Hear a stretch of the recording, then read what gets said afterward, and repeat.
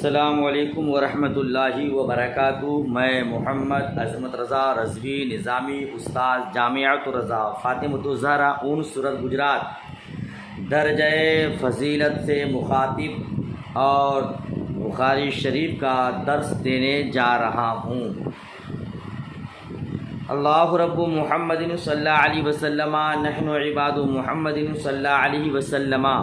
اللہم رب اشرح لی صدری ویسر لی امری واحلل عقدۃ من لسانی یفقہوا قولی۔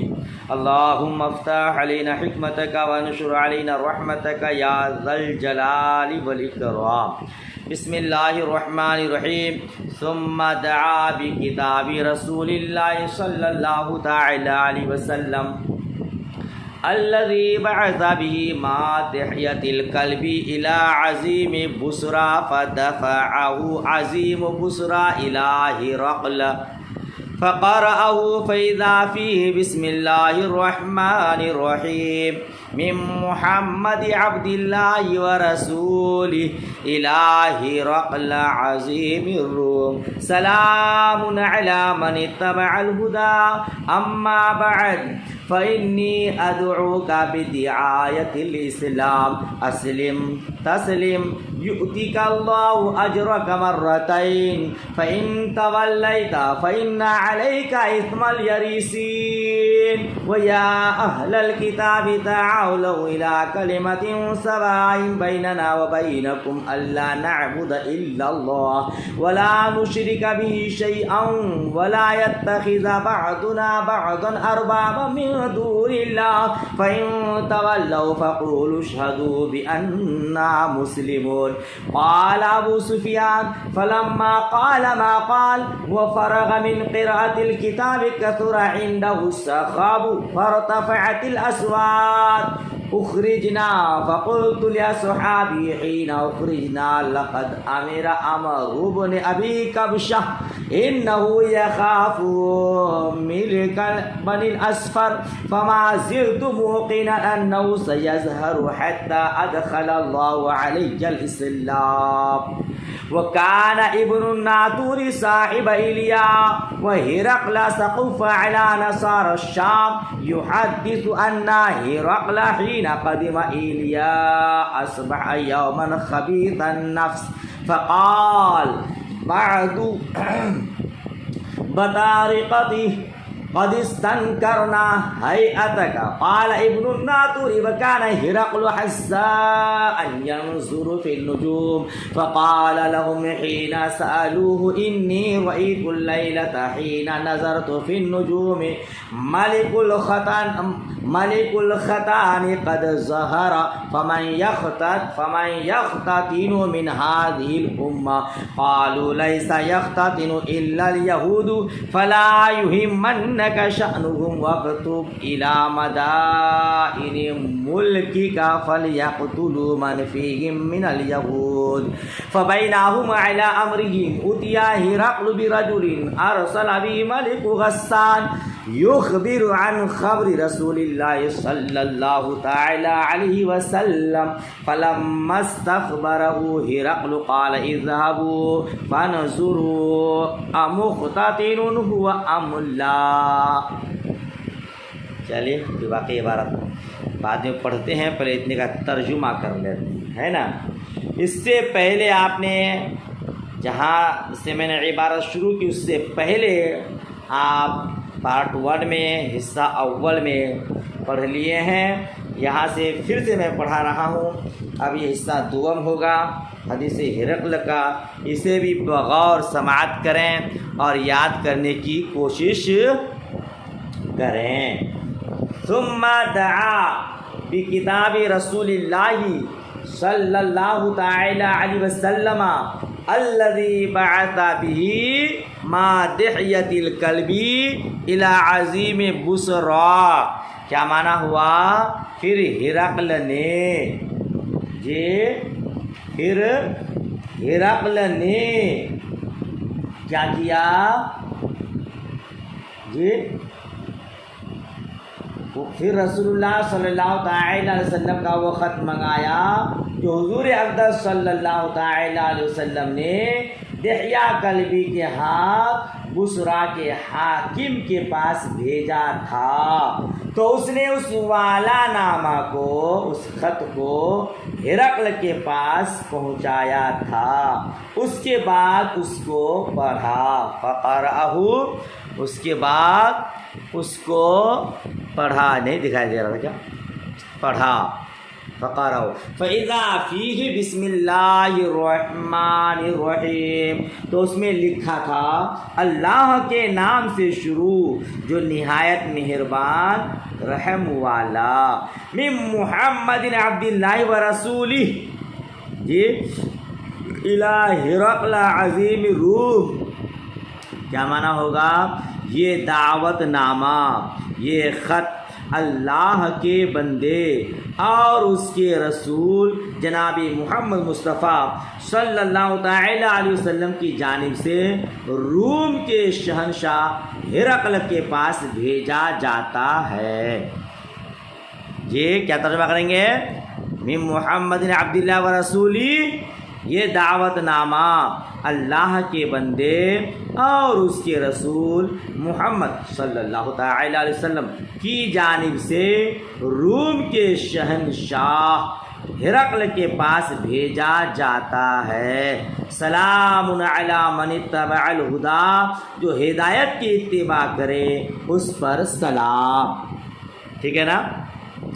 اما بعد، اس کے بعد، فإنی ادعوک بدعایت الاسلام، تم کو اسلام کی دعوت دیتا ہوں، اسلم تسلیم، مسلمان ہو جاؤ، سلامت رہو گے، یؤتیک اللہ اجرک مرتین، اسلام قبول کرنے پر اللہ تبارک و تعالی تجھے دوگنا اجر عطا فرمائے گا۔ فإن تولیت فإن علیک اثم الیریسکین، اور اگر تم نے روگردانی کی تو تجھ پر رعایا کا بھی گناہ ہوگا، ٹھیک ہے نا۔ بادشاہ ہے، اگر تم نے اسلام قبول کر لیا تو تجھے 2 گنا اجر ملے گا، کہ جب تم اسلام قبول کرو گے تو تمہارے رعایا بھی قبول کریں گے، اور جب تم قبول نہیں کرو گے تو تمہارے رعایا بھی اسلام قبول نہیں کریں گے، تو ان کا گناہ بھی تمہارے سر جائے گا۔ اسی کو حضور نے کیا فرمایا تھا؟ فَإِن تَوَلَّيْتَ فَإِنَّ عَلَيْكَ إِثْمَ الْيَرِسِكِّينَ، اگر تم نے روگردانی کی، تم نے منہ پھیر لیا، تم نے توجہ نہ دی، تم نے اسلام قبول نہ کیا، تو تم پر رعایا کا بھی گناہ ہوگا۔ وَيَا أَهْلَ الْكِتَابِ تَعَالَوْا إِلَىٰ كَلِمَةٍ سَوَاءٍ بَيْنَنَا وَبَيْنَكُمْ أَلَّا نَعْبُدَ إِلَّا اللَّهَ وَلَا نُشْرِكَ بِهِ شَيْئًا وَلَا يَتَّخِذَ بَعْضُنَا بَعْضًا أَرْبَابًا مِن دُونِ اللَّهِ، کیا معنی کریں گے؟ اور اے اہل کتاب، اے کتابیو، ایسے کلمے کی طرف آؤ جو ہم میں اور تم میں برابر ہے، مشترک ہے، وہ یہ کہ سوائے خدا کے کسی کی عبادت نہ کریں، کسی کو اس کا شریک نہ کریں، اور ہم میں کوئی ایک دوسرے کو رب نہ بنائے اللہ کے سوا، من دون اللہ، اللہ کے سوا۔ فَإِن تَوَلَّوْا فَقُولُوا اشْهَدُوا، اس کے بعد اگر وہ نہ مانیں تو تم لوگ کہہ دو، اے اہل کتاب گواہ رہو ہم مسلمان ہیں، ٹھیک ہے نا۔ یہاں تک ہو گیا۔ قال ابو سفیان، ترجمہ پہلے سن لیجئے۔ ابو سفیان نے کہا جب ہرقل سوال و جواب کر چکا، فلما قال ما قال، جب ہرقل سوال و جواب کر چکا، وفرغ من قراءۃ الکتاب، اور خط پڑھنے سے فارغ ہوا، کثر عنده السخب، تو اس کے بعد شور و شغب ہونے لگا،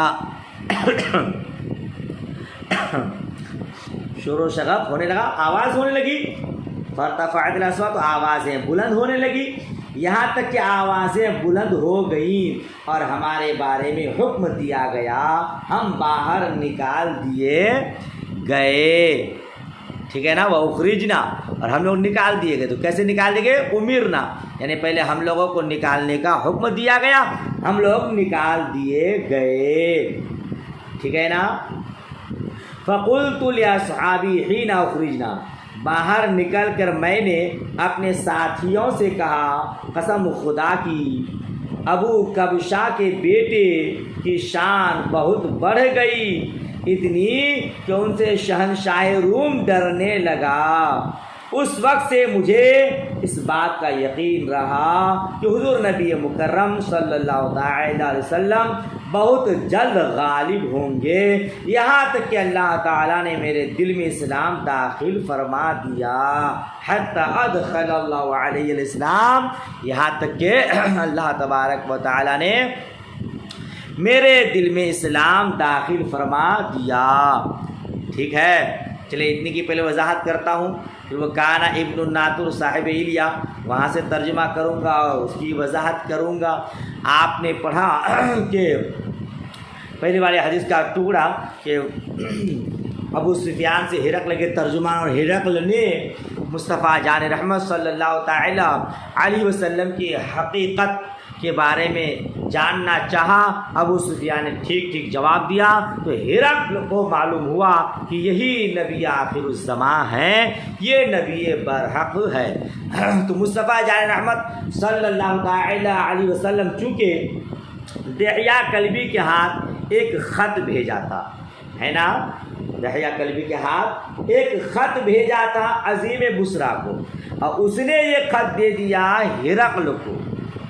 شروع سبق میں آپ نے یہی پڑھا، دحیہ کلبی کے معرفت ایک خط بھیجا. دحیہ کلبی یہ آپ جانتے ہیں کہ حضرت جبرائیل علیہ السلام جب کبھی آدمی کی شکل میں نمودار ہوتے، پیغام الہی لے کر آتے، تو اکثر دحیہ کلبی کے شکل میں آتے.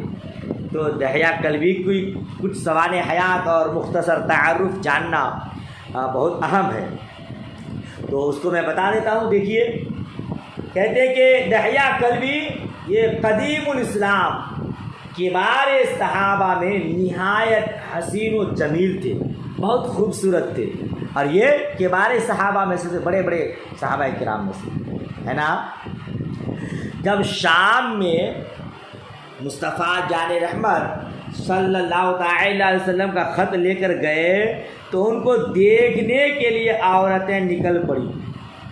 جی، یہ بدر کے علاوہ تمام غزوات میں شریک ہوئے، ٹھیک ہے نا، جنگ یرموک میں بھی شرکت کی تھی، اور آخر میں دمشق کے قریب مزہ نامی ایک گاؤں میں آبسے تھے. حضرت معاویہ رضی اللہ تعالی عنہ کی خلافت تک زندہ رہے، اور ابو داؤد چھوڑ کر صحاح ستہ میں ان سے کوئی حدیث مروی نہیں. صحابہ میں دحیہ نام کے صرف ایک ہی شخص ہے، یہی، ٹھیک ہے نا. تو نبی مکرم صلی اللہ تعالی علیہ وسلم نے اپنا خط عظیم بصرہ یعنی بصرہ کے حاکم حارث بن شمر غسانی کے ذریعے ہرقل کے پاس بھیجا تھا. حضرت دحیہ رضی اللہ تعالی عنہ خط لے کر پہلے حارث کے پاس گئے. حارث نے عدی بن حاتم کے ساتھ انہیں بیت المقدس بھیجا، جہاں ہرقل ایرانیوں پر مکمل فتح کی خوشی منانے کے لیے گیا تھا. حارث بن شمر غسانی عربی النسل تھا، دنیاوی لالچ میں نصرانی ہو گیا تھا، اور ہرقل کا کیا کہتے ہیں کہ بصرہ کا حاکم تھا، ہے نا. اور عدی بن حاتم جو آپ نے نام سنا ہے، عدی بن حاتم بھی اس وقت نصرانی تھے، فتح مکہ کے بعد ایمان سے مشرف ہوئے. ٹھیک ہے، تو بہرحال یہ خط عظیم بصرہ کے ذریعے ہرقل کے پاس پہنچا. فقرأہ، تو اس کو پڑھا. کیا ترجمہ کریں گے؟ اس کو پڑھا. کس نے پڑھا؟ ہرقل نے خود پڑھا؟ نہیں، ہرقل جس کو پڑھوانے کے لیے رکھا تھا، جو ایک منشی ہے سمجھیے تو آپ، جی، اس نے یہ خط پڑھا. تو اس میں کیا تھا؟ بسم اللہ الرحمن الرحیم من محمد عبد اللہ ورسولہ الی ہرقل عظیم الروم. اس میں تھا کہ یہ محمد اللہ کے رسول صلی اللہ تعالی وسلم کے اللہ کے بندے اور اس کے رسول کی طرف سے ہے، عظیم روم ہرقل کی طرف. تو ہرقل کے بھائی نے غصے میں آ کر یہ خط میر منشی کے ہاتھ سے چھین لیا. ہرقل نے پوچھا یہ تم نے کیا کیا؟ اس کے بھائی نے کہا انہوں نے اپنے نام سے خط کی ابتدا کی اور آپ کو عظیم الروم صاحب الروم لکھا، ملک الروم نہیں لکھا. اس سے معلوم ہوتا ہے یہ بہت متکبر ہے. جی ہرقل کے بھائی نے کیا کہا؟ اپنے نام سے خط کا آغاز کیا، آپ کو مالک روم نہیں کہا، عظیم روم اور صاحب روم کہا. تو لگتا ہے کہ یہ شخص بہت ہی تکبر والا ہے، اپنے کو بڑا اور آپ کو حقیر و ذلیل جانتا ہے. ہرقل نے اپنے بھائی سے کہا تم کم عقل ہو، کیا تم یہ چاہتے ہو کہ اس خط کے مضمون پر مطلع ہونے سے پہلے اس کو پھینک دیا جائے؟ اگر وہ اللہ کے رسول ہیں تو ان کو ضرور اپنے نام سے شروع کرنا چاہیے اور اپنے نام کو میرے نام سے پہلے لکھنا چاہیے. یہ بالکل صحیح لکھا کہ میں صاحب الروم ہوں، مالک روم نہیں. مالک روم صرف اللہ تبارک و تعالی ہے. کس نے کہا تھا؟ یہ ہرقل نے کہا تھا. ٹھیک ہے، تو ہرقل کو مصطفیٰ جان رحمت نے خط میں کیا لکھا تھا کہ میں تمہیں اسلام کی دعوت دیتا ہوں، قبول کر لو سلامتی پا جاؤ گے، اور اگر قبول نہیں کرو گے تو تم کو تو تمہارا قبول نہ کرنے کا گناہ ملے گا ہی ملے گا.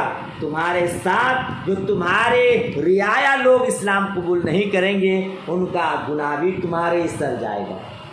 ٹھیک ہے، اتنی بات ہو گئی.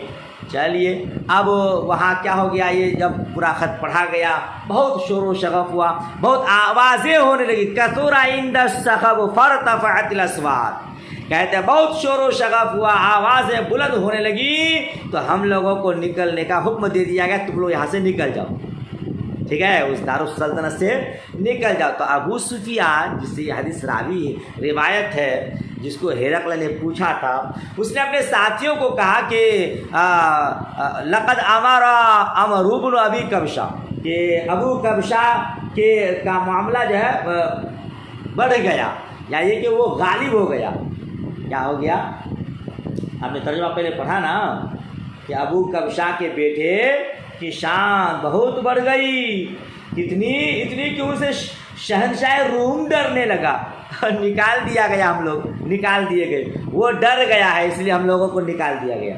تو یہاں میں یہ بتانا چاہتا ہوں کہ ابو سفیان نے مصطفیٰ جان رحمت صلی اللہ تعالی علیہ وسلم کو محمد بن عبداللہ نہیں کہا، یعنی کہا کہ ابن عبداللہ غالب ہو گیا یا ابن عبد المطلب غالب ہو گیا. کیا کہا؟ ابو کبشہ کا بیٹا غالب ہو گیا. مصطفیٰ جان رحمت صلی اللہ تعالی علیہ وسلم کے بارے میں ابو سفیان نے ابن ابی کبشہ کیوں کہا؟ تو آپ کے اسی میں حاشیہ 4 لگا ہے اور اس میں کئی ایک وجوہات بیان کیا ہے. میں کچھ بیان کرتا ہوں، حاشیہ آپ کو شاید صحیح سے دکھ بھی نہیں رہا ہے. آئیے میری زبانی سنیے. کہتے کہ ابو کبشہ تھا کون جس کا بیٹا حضور کو کہا؟ شارحین نے مختلف وجوہات بیان کیا ہے. ایک یہ کہ حضور اقدس صلی اللہ تعالی علیہ وسلم کے اجداد میں کوئی گمنام شخص ابو کبشہ تھا. اہل عرب کی عادت تھی جب کسی سے ناراض ہوتے تو اسے اس کے کسی گمنام دادا کی طرف منسوب کرتے. سمجھ میں آیا؟ ایک وجہ. دوسری وجہ یہ بتاتے ہیں کہ عرب میں بنی خزاعہ سے ایک شخص تھا جس کا نام رجز بن عامر بن کعب تھا. اس کو ابو کبشہ کہتے تھے. اس نے قریش کے عقیدے کے خلاف بت پرستی کی مخالفت کی تھی. ٹھیک ہے نا؟ اور تو کیا کہا تھا اس نے؟ قریش کے عقیدے کے خلاف بت پرستی کی مخالفت کی تھی. اور مصطفیٰ جان رحمت صلی اللہ تعالی علیہ وسلم بھی قریش کے عقیدے کے خلاف بت پرستی کی مخالفت کی، اسی لیے حضور کو ابو کبشہ کا بیٹا کہہ دیا. ٹھیک ہے نا؟ اور بھی بہت ساری وجوہات ہیں. جس کو مطلب یہ ابو سفیان کو ابو کبشہ کہنے کی وجہ کیا تھی؟ ابن ابو کبشہ عبد المطلب یا ابن عبداللہ کیوں نہیں کہا؟ حقارت بیان کرنا مقصود تھا۔ ابو سفیان ابھی تک اسلام قبول نہیں کیا تھا، وہ تحقیر طور پر، حقارت کے طور پر ابن عبد المطلب یا عبداللہ، ابن عبداللہ نہیں کہا بلکہ ابن ابو کبشہ کہا۔ ٹھیک ہے، چلیے بہرحال اس کے بعد کیا آیا آپ کے سبق میں؟ انہو یخاف ملک بنی الاصفر، جی کیا آیا؟ بنی الاصفر، کہ اس سے شہنشاہ روم ڈرنے لگا ہے۔ اس کو بنی الاصفر کیوں کہتے ہیں یاد رکھیے گا، بنی الاصفر سے مراد رومی ہے۔ کیا ہے؟ رومی ہے۔ اس کو بنی الاصفر کیوں کہتے ہیں؟ اصفر کے معنی پیلے رنگ والے، رومیوں کو بنی الاصفر اس لیے کہا جاتا ہے کہ یہ اصفر بن روم بن عیس بن اسحاق بن ابراہیم علیہ السلام کی اولاد ہے۔ ٹھیک ہے، اور اصفر کا نام اصفر اس لیے پڑا کہ ان کے باپ روم بن عیس نے شاہ حبشہ کی لڑکی سے شادی کی تھی، اس سے یہ پیدا ہوا۔ اس کا رنگ زردی تھا، پیلا تھا، اس لیے اس کو اصفر کہنے لگا۔ تو کیا کہا کہ بنی الاصفر بھی اس سے ڈرنے لگا، یعنی روم کا بادشاہ بھی ان سے خوف کھانے لگا۔ آگے اس میں فما زلت موقنا، مجھے یقین ہو گیا کہ ان قریب وہ غالب ہونے والے ہیں۔ تو اللہ تبارک و تعالیٰ نے میرے دل میں اسلام کی محبت ڈال دی، اب جا کر کے ابو سفیان اسلام قبول کرے۔ ٹھیک ہے نا؟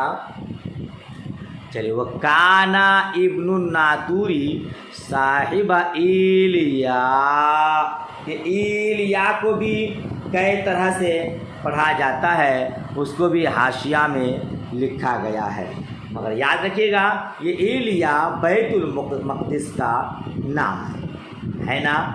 اور زیادہ صحیح ایلیا کو پڑھنے کا یہ ہے کہ حمزہ میں کسرہ ہے اور ایلیا ایسے۔ ٹھیک ہے، ابن ناتور، یہ ابن ناتور بھی کئی طرح سے پڑھا جاتا ہے۔ ٹھیک ہے، ابن ناتور بھی کئی طرح سے پڑھا جاتا ہے، اس کا معنی ہے باغبان۔ جی اچھا، چلیے آگے پڑھیے۔ آگے کیا پڑھا کہ صاحب ایلیا تھا، ترجمہ اس کا ہوا کہ نہیں؟ ترجمہ ہے تو کیا؟ وہ کانا، یہاں سے ترجمہ باقی نا، وہ کانا ابن الناتور صاحب ایلیا، صاحب ایلیا، اور ابن ناتور جو ہرقل کا دوست اور ایلیا کا حاکم، ایلیا کا حاکم اور شام کے نصرانیوں کا مخدوم تھا۔ ترجمہ سمجھ میں آیا؟ وہ کانا ابن الناتوری صاحب ایلیا و ہرقل سقف علی نصار الشام، ابن ناتور جو ہرقل کا دوست اور ایلیا کا حاکم اور شام کے نصرانیوں کا مخدوم تھا۔ یحدث ان ہرقل حین قدم ایلیا، بیان کرتا ہے کہ ہرقل جب ایلیا یعنی بیت المقدس آیا تو ایک دن صبح پریشان نظر آیا۔ اصبح یومن خبیث النفس، ایک دن صبح پریشان نظر آیا۔ فقال بعد بطارقتہ، اس پر اس کے بعد اراکین سلطنت نے پوچھا، قد استنکرنا ہیئتک، آپ کا مزاج ہم خلاف معمول پا رہے ہیں۔ قال ابن الناتور، ابن ناتور نے کہا، وہ کانا ہرقل حساء ینظر فی النجوم، کہتے ہرقل کاہن تھا۔ کیا تھا؟ کاہن تھا، علم نجوم میں نظر رکھتا تھا۔ فقال لهم حین سألوہ، تو اراکن کے سوال کرنے پر اس نے بتایا، کیا بتایا؟ انی رأیت اللیلۃ حین نظرت فی النجوم ملک الختان قد ظہر، میں نے آج رات جب ستاروں میں نظر کی تو یہ دیکھا کہ ختنہ کرنے والوں کا بادشاہ غالب ہو گیا۔ ختنہ کرنے والوں کا بادشاہ غالب ہو گیا۔ فَمَن يَخْتَتِنُ مِنْ هَذِهِ الْأُمَّةِ، اس زمانے میں کون لوگ ختنہ کراتے ہیں؟ لوگوں نے جواب دیا صرف یہود ختنہ کراتے ہیں۔ قالوا لیس یختتن الا الیہود، لوگوں نے جواب دیا صرف یہود ختنہ کراتے ہیں۔ فلا یہمنک شانہم، آپ ان کی فکر نہ کریں۔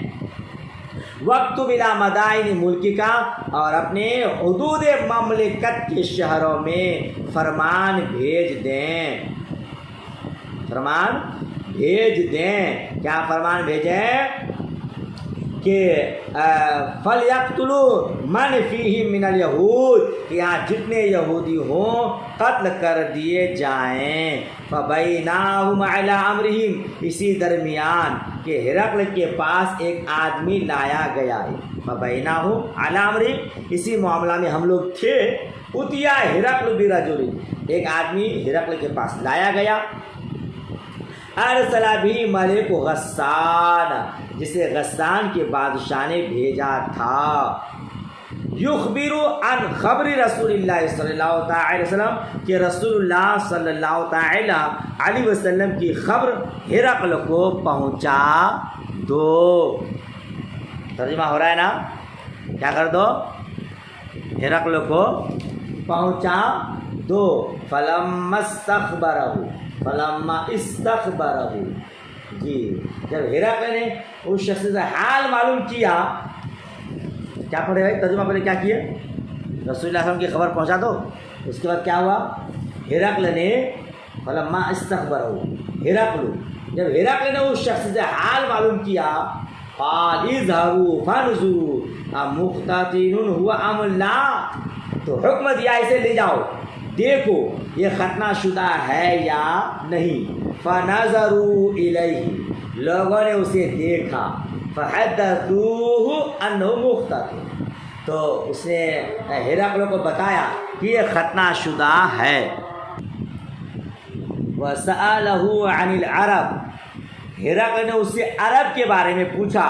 فقال هم یختتنون، جی اس نے بتایا عرب والے ختنہ کراتے ہیں، عرب والے ختنہ کراتے ہیں۔ فقال ہرقل ھذا ملک ھذہ الامہ، اب ہرقل نے کہا یہی اس زمانے کا بادشاہ ہے۔ قد ظہر، جو غالب آ گیا۔ ثم کتب ہرقل الی صاحب لو برومیہ، پھر ہرقل نے رومیہ کے اپنے ایک دوست کے پاس لکھا۔ وکان نظیر فی العلم، اور یہ ہرقل کا علم میں ہم پلہ تھا، اس کا ہم نظیر تھا، اسی کی طرح تھا۔ وہ سارا ہرقل الی حمص، اور ہرقل حمص جو دارالسلطنت تھا چلا آیا۔ فلم یرمی حمص حتی اتاہ کتاب من صاحبہ، اور وہی رہا یہاں تک کہ ہرقل کے دوست کا جواب آیا۔ یوافق رائے ہرقل علی خروج النبی صلی اللہ تعالی علیہ وسلم، جواب آیا، کیا آیا؟ وہ بھی ہرقل کے ساتھ اس بات پر متفق تھا کہ نبی صلی اللہ تعالی علیہ وسلم کا ظہور ہو چکا ہے۔ وَأَنَّهُ نَبِيٌّ، اور یہ کہ وہ بلا شبہ نبی ہیں۔ فَأَذِنَ ہرقل لِعُظَمَاءِ الرُّومِ فِي تَذْکِرَةٍ لَهُ بِحِمْص، بحمص دونوں طرف پڑھا گیا ہے۔ ثم امر بابوابها، پھر ہرقل نے روم کے بڑے بڑے لوگوں کو، عمائد کو، حمص کے محل میں جمع ہونے کی اجازت دی، حکم دیا، اجازت دی۔ جب سب جمع ہو گئے تو محل کے دروازوں کو بند کرا دیا۔ ثم امر بابوابها فغلقت، تو محل کے دروازوں کو بند کرا دیا، یا یہ کہ بند کرنے کا حکم دیا گیا تو دروازہ بند کر دیا گیا۔ ثم اطلع، پھر ان کے سامنے آ کر بولا۔ ثم اطلع فقال یا معشر الروم، پھر ان کے سامنے آ کر بولا اے رومیو، کیا کہا؟ اے رومیو، هل لکم فی الفلاح والرشد، کیا تم کو کامیابی اور ہدایت کی خواہش ہے؟ وَأَن يَثْبُتَ مُلْكُكُمْ، اور کیا تم یہ چاہتے ہو کہ تمہارا ملک باقی رہے؟ فَتُبَايِعُوا هَذَا النَّبِيَّ، جی اگر چاہتے ہو تو اس نبی سے بیعت کرو۔ فَحَاسُوا حَيْسَةَ حَمْرُ الْوَحْشِ إِلَى الْأَبْوَابِ فَوَجَدُوهَا قَدْ غُلِّقَتْ۔ کہتے ہیں کہ جب ہرقل نے کہا کہ اس نبی کی بیعت کرو، اس پر وہ سب جنگلی گدھوں کی طرف بھڑک کر دروازوں کی طرف بھاگے۔ فَوَجَدُوهَا قَدْ غُلِّقَتْ، مگر دروازوں کو بند پایا۔ فَلَمَّا رَأَىٰ ہرقل نَفْرَتَهُمْ، جب ہرقل نے ان کی نفرت دیکھی، وَأَيْسَ مِنَ الْإِيمَانِ، اور ان کے ایمان لانے سے مایوس ہو گیا، قَالَ رُدُّوهُمْ عَلَيَّ، تو کہا ان لوگوں کو میرے پاس واپس لاؤ۔ وقال انی قلت مقالتی آنفاً اختبر بها شدتکم علی دینکم۔ دیکھو اب پیترا بدلا اس نے، اور کیا کہا؟ تو ہرقل نے کہا میں نے ابھی جو بات کہی تھی اس لیے کہی تھی کہ دین پر تمہاری سختی کو آزما رہا تھا۔